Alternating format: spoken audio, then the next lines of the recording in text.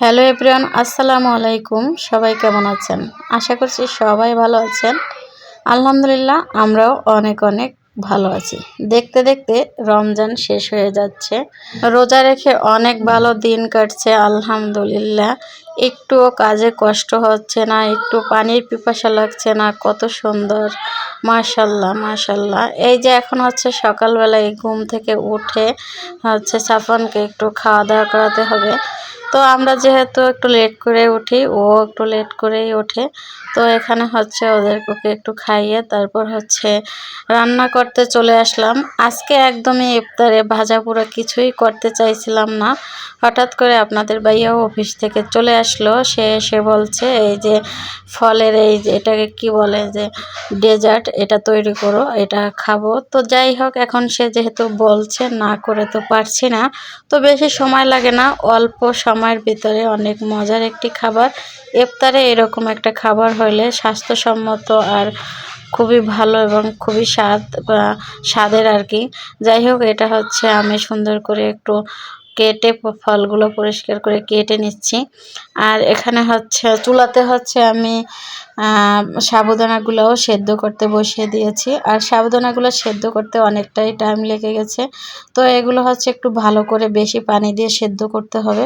তো এখানে আমি হচ্ছে দুধ গরম করে নিচ্ছি। এখানে 1 কেজির মতো দুধ আছে।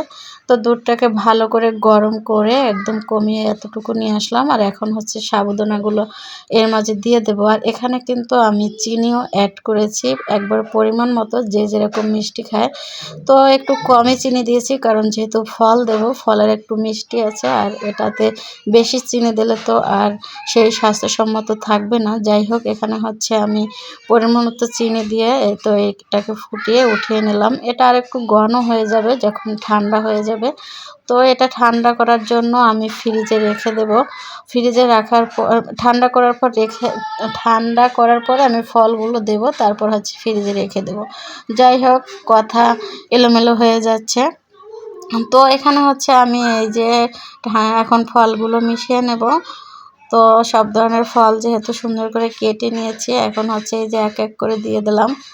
এই যে একটু বেশি করে ফল দিচ্ছি। আর আমের সিজনে যদি আম দেওয়া যেত তাহলে কিন্তু অনেক বেশি মজা হতো। আম দিলে অনেক বেশি মজা হবে আর কি। যাই হোক, এখানে আমি কলা, তারপর বেদানা, আপেল, এই 3টা ফলই দিয়েছি।